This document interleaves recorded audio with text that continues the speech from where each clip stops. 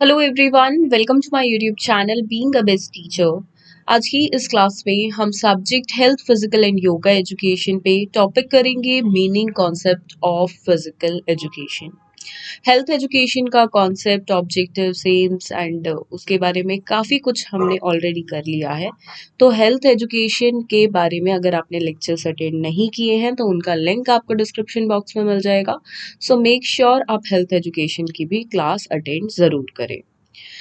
Physical education का क्या मतलब है वो आज इस क्लास में उसका बेसिकली हम कॉन्सेप्ट देखेंगे एंड इसके बाद नेक्स्ट क्लास में हम एम्स एंड ऑब्जेक्टिव्स करेंगे फिजिकल एजुकेशन के। स्टार्ट करते हैं आज का ये लेक्चर। आपको इस पर्टिकुलर सब्जेक्ट के नोट्स चाहिए हो तो आप परचेज कर सकते हैं सेल्स एग्जीक्यूटिव से, जिनका WhatsApp link and phone number given है डिस्क्रिप्शन बॉक्स में। अगर आपको इस पर्टिकुलर टॉपिक के ही सिर्फ नोट्स चाहिए तो वो आपको मिल जाएंगे, लिंक मिल जाएगा आपको डिस्क्रिप्शन बॉक्स पे, तो आप वहां से कॉपी पेस्ट कर सकते हैं। स्टार्ट करते हैं क्लास। फिजिकल एजुकेशन, देखिए फिजिकल एजुकेशन से हम क्या समझते हैं। फिजिकल मतलब शारीरिक, एजुकेशन मतलब कि हम पढ़ रहे हैं, शिक्षा ले रहे हैं, तो शारीरिक शिक्षा एक तरह से इसको बोल सकते हैं। रीड करते हैं और साथ साथ समझेंगे। Physical education is an integral part of the education process. तो एजुकेशन का एक अंतर्गत पार्ट होता है फिजिकल एजुकेशन। क्यों? क्योंकि ये हमारे स्वास्थ्य से रिलेटेड है। जब तक हम स्वस्थ नहीं रहेंगे तो हम बाकी काम कैसे करेंगे, तो इसलिए इट इज़ इम्पॉर्टेंट कि एजुकेशन में फिजिकल एजुकेशन को डाला जाए, ताकि जो आने वाली जनरेशन है जो पढ़ लिख रही है, फ्यूचर जनरेशन जो स्कूल्स और कॉलेजेस में है, उसको स्वास्थ्य की इम्पोर्टेंस के बारे में पता चले। Through physical education students learn to incorporate physical activities into their daily lives, and they come to understand that an active healthy lifestyle fosters personal growth।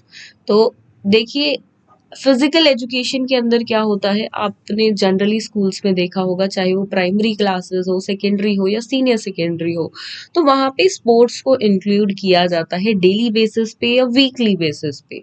तो इससे क्या होता है, बच्चों के अंदर अच्छी हैबिट्स आती हैं फिजिकल एक्टिविटीज से रिलेटेड, कि लाइक असेंबली में फिजिकल एक्टिविटी के 10 से 5 मिनट डाल दिए जाते हैं, सो दैट उसमें असेंबली के वक्त सभी स्कूल के बच्चे फिजिकल एक्टिविटी कुछ ना कुछ करें, चाहे उसमें जॉगिंग हो जाए, स्टैंडिंग जॉगिंग हो जाए, या एक्सरसाइजेज हो जाए 1 2 3 4 करके, सिंपल एक्सरसाइजेज जो एक ही जगह पे खड़े होके करी जा सकती हैं। तो इनको इंक्लूड किया जाता है। क्यों?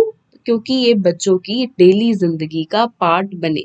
उनको पता चले कि जैसे रोज खाना खाना जरूरी है, नहाना जरूरी है, वैसे ही फिजिकल एक्टिविटीज को भी करना डेली बेसिस पे जरूरी है। क्यों? ताकि एक ह्यूमन बॉडी एक्टिव रहे, हेल्दी रहे और डिजीजेस से दूर रहे और पर्सनल ग्रोथ होती रहे, and enables them to meet the challenges of society. और जो सोसाइटी के चैलेंजेस होते हैं, देखिए ये चैलेंजेस कोई बहुत बड़े चैलेंजेस नहीं हैं, छोटे छोटे चैलेंजेस। जैसे हम देखते हैं कि डेली बेसिस पे हमें अगर अपने घर में ही शिफ्टिंग करनी है या क्लास में शिफ्टिंग करनी है, एक बेंच को आपको दूसरा कहीं और पहुंचाना है, या घर के अंदर ही आपको एक टेबल को दूसरे कमरे में पहुंचाना है, तो वहां पे आपको एक फिजिकल स्ट्रेंथ की जरूरत पड़ती है। तो अगर डेली बेसिस पे कुछ ना कुछ फिजिकल एक्टिविटी करते हैं तो वो स्ट्रेंथ बनी रहती है, बॉडी जो होती है वो एक्टिव रहती है। तो ये जो छोटे छोटे चैलेंजेस सोसाइटी में या हमारे घर पे, स्कूल में जो मिल जाते हैं, वो हम अच्छे से कर पाए। अब देखिए कुछ लोगों को आपने देखा होगा, वो इतने वीक हो जाते हैं 30 की एजेस में ही आते हुए, कि वो वेट लिफ्टिंग नहीं कर पाते हैं, या उनको डॉक्टर ही मना कर देते हैं कि आप मत करिएगा। क्यों? क्योंकि उन्होंने उस चीज को अपनी फिजिक डेली लाइफ्स में उस कोई ना कोई फिजिकल एक्टिविटी को इंक्लूड नहीं किया होता है। तो अगर डेली बेसिस पे ही इंक्लूड किया जाएगा, एक्टिव रहेंगे, तो वो बिल्कुल हेल्प करता है ये छोटी छोटी चीजों में। तो तो ऐसे बहुत सारे चैलेंजेस हैं सोसाइटी के, लाइक मैराथन वगैरह ऑर्गेनाइज होती है। मैराथन में एक इंसान तभी भाग सकता है जब उसको डेली बेसिस पे वो जॉगिंग या रनिंग थोड़ी थोड़ी करता है, वरना आप साल भर से आपने कुछ बेड पे बैठे हुए हैं आप, या चेयर पे ही बैठे रहते हैं आप, यही सब काम कर रहे हैं, कोई अपनी डेली एक्टिविटी नहीं कर रहे हैं, और एकदम से आप मैराथन में चले जाते हो, तो 10 किलोमीटर की भी मैराथन होगी तो आप उसमें 1 या 2 किलोमीटर ही कर लें, वही एक बड़ी बात होगी। तो यहाँ पे एक मैराथन को करने के लिए क्या ज़रूरी है कि थोड़ी-थोड़ी डेली बेसिस पे फिजिकल एक्टिविटी रनिंग या जॉगिंग करते रहें। अब आपने देखा होगा बहुत लोग जो फिजिकल एक्टिविटीज की जॉब्स जो होती हैं, चाहे वो फौज की जॉब लगा लीजिए, सोल्जर्स की या पुलिस पर्सनल्स की, तो उसके लिए जो लोग अप्लाई करते हैं वहाँ उनको फिजिकल टेस्ट देना होता है। तो फिजिकल टेस्ट के लिए वो पहले अपनी बॉडी को उस लायक बनाते हैं, ट्रेन करते हैं खुद को, या ट्रेनिंग कैंप्स वगैरह जो होते हैं उनसे ट्रेनिंग लेते हैं। तो वहाँ पे उनका बेसिक जो एम होता है वो होता है कि हम अपनी बॉडी को इस लायक बना ले कि जब वहाँ पे फिजिकल ट्रेनिंग हमारी होगी या फिजिकल टेस्ट हमारा होगा तो उसमें हम पास हो जाएं। तो वो एकदम से जो बंदा बिल्कुल प्रैक्टिस करके नहीं गया है और वहाँ पे जाके सीधा टेस्ट देगा तो वो बिल्कुल फेल हो जाएगा, क्योंकि उसकी जो बॉडी है उसको फिजिकल एक्टिविटीज की डेली बेसिस पे करने की ही आदत नहीं है, तो वो एकदम से बहुत हाई लेवल फिजिकल एक्टिविटी कैसे कर पाएगा। तो इसलिए प्रिपेयर किया जाता है, कैंडिडेट्स पहले से ही बहुत साल पहले से या कुछ महीने पहले से अपने आप को ट्रेन करना स्टार्ट कर देते हैं। Regular physical education encourages a positive attitude towards self and others। अब फिजिकल एजुकेशन देखिए जब पढ़ाई जाती है तो उस पे आपको बहुत चीजें सीखने को मिलती है और ये आपका एक पॉजिटिव एटीट्यूड बना रहता है अपने प्रति भी और औरों के प्रति भी। It also helps in creating a healthy learning environment. Healthy learning environment भी बनती है, बिल्कुल। देन डेफिनेशन एक फिजिकल एजुकेशन की एग्जाम में जरूर लिखें। देखिए फिजिकल एजुकेशन का कॉन्सेप्ट या मीनिंग आपसे पूछा जाए तो ये 16 मार्क्स के क्वेश्चन में कंबाइंड होके आएगा, या फिर 4 मार्क्स के क्वेश्चन में आपको सिंपली मिलेगा। 4 मार्क्स में आपका ये क्वेश्चन आता है तो आप फिजिकल एजुकेशन का आपने थोड़ा सा मीनिंग लिखा, एक डेफिनेशन डाल दी, कुछ बेनिफिट्स लिखे और इसके बाद एम से ऑब्जेक्टिव्स डाल दे, and that's very enough. 3 marks में ये 16 मार्क्स में अगर ये आपका आता है तो 3 या 4 पार्ट्स में ये क्वेश्चन डिवाइड होके आता है, तो आपको सिर्फ एक पेज का मीनिंग लिखने की नीड है, इससे ज्यादा नहीं। डेफिनेशन एक देख लेते हैं फिजिकल एजुकेशन की, काफी अच्छी डेफिनेशन ये है एंड बहुत इजी है, आप इसको अपने वर्ड्स में भी थोड़ा बहुत टिल्ट करके लिख सकते हैं। Physical education is education through the physical. जो हम अपने फिजिक से एक एजुकेशन सीखते हैं, फॉर लाइक रनिंग की तो रनिंग से सीखा कि अगर लॉन्ग रनिंग है तो धीरे धीरे, लाइक मैराथन्स है तो उसमें हमें कंप्लीट करना होता है ना कि जीतना होता है, तो इट इज इम्पॉर्टेंट कि उसमें धीरे धीरे भागे, लाइक जॉगिंग करते हुए उसमें चला जाए। वहीं पे अगर 50 मीटर या छोटी कोई रेस है तो उसमें अपनी फुल रनिंग आपको दिखानी है, पूरी स्ट्रेंथ से आपको रन करना है। तो इट इज लाइक एजुकेशन जो हम अपने फिजिक से सीखते हैं। It also develop students physical competence and knowledge of movement and safety. अब देखिए इसमें बच्चे बहुत कुछ अपने शरीर के बारे में ही बहुत कुछ सीखते हैं कि मैं इतना भाग सकता हूँ, अब मैं इतने महीने से दौड़ लगा रहा हूँ तो मैंने 50 मीटर से 100 मीटर भाग सकता हूँ इतनी देर में, अब मेरी रनिंग स्पीड इतनी हो गई है। तो अपने बारे में ही बहुत कुछ जानने को मिलता है। फॉर एग्जाम्पल कुछ लोग होते हैं जिनको एक्सीडेंट वगैरह हो जाते हैं, उसके बाद जब वो फिजिकल एक्टिविटीज करते हैं तो उनको पता चलता है कि पहले उनकी बॉडी कैसी थी और अब उस एक चोट के बाद, उस एक घाव के बाद बेशक से वो ठीक हो गया है तो क्या क्या चेंजेस उनकी बॉडी में आ गए और अब वो क्या करने में सक्षम है क्या नहीं है, किस तरीके से वो और अपने आप को सक्षम बना सकते हैं। तो बहुत कुछ अपने बारे में ही जानने को मिलता है। Like knowledge of movement and safety, कैसे आपको अपनी, जैसे मैंने बताया आपको अपनी मूवमेंट्स के बारे में पता चलेगा कि कितना आप भाग पाते हैं, कितनी गति से, कितनी स्पीड से।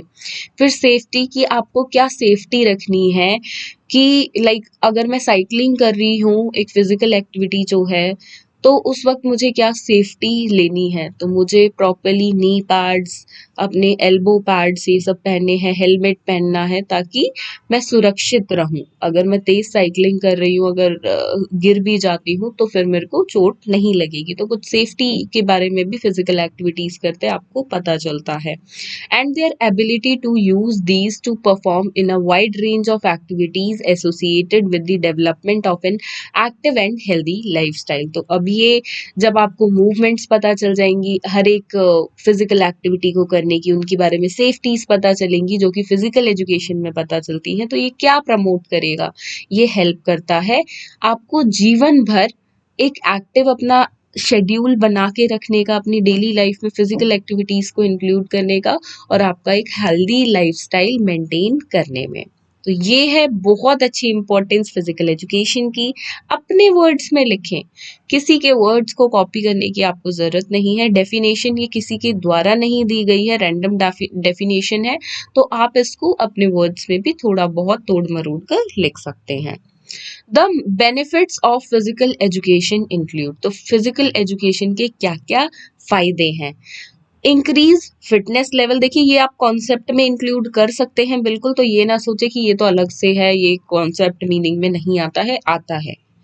बेनिफिट्स क्या है, ये इंक्रीज करता है फिटनेस लेवल। देखिए जो लोग बहुत सालों से ट्रेनिंग करते हैं तो आपने उनका फिटनेस लेवल देखा होगा, और जो बंदा सिर्फ 4-5 दिन से, 1 हफ्ते या 2 हफ्ते से कर रहा है शारीरिक क्रियाएं, तो उसकी फिजिकल फिटनेस भी आप देख सकते हैं। तो फिजिकल फिटनेस को बढ़ाता है, एक लेवल से दूसरे लेवल पे हमेशा ले जाता है अगर रेगुलर किया जाए तो। इम्प्रूव्ड मोटर डेवलपमेंट बिल्कुल इम्प्रूव होता है। लाइक स्ट्रेचेबिलिटी, फ्लेक्सिबिलिटी की अगर आप बात करें तो वो जो फिजिकल एक्टिविटीज करते हैं वो बहुत फ्लेक्सिबल होते हैं इंस्टेड ऑफ अ पर्सन जो फिजिकल एक्टिविटी नहीं करता है।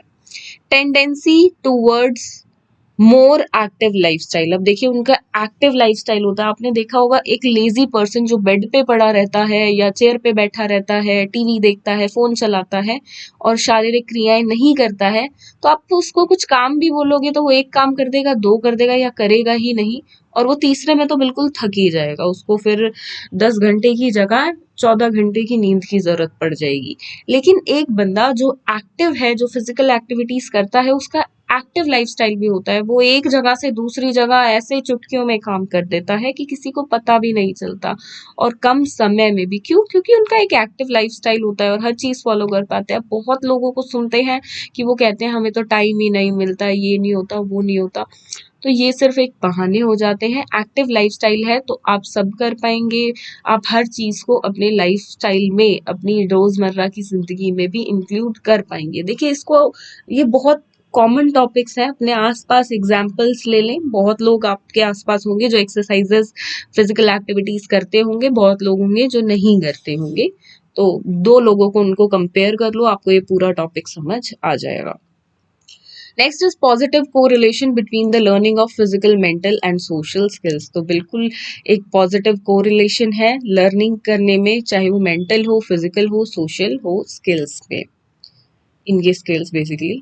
Increased performance in other subjects even through less time is spent on those activities। देखिए जब आप फिजिकल एक्टिविटीज करते हैं तो आपका शारीरिक, आपकी ग्रोथ या डेवलपमेंट ही नहीं होती है, आपकी मेंटल डेवलपमेंट भी होती है।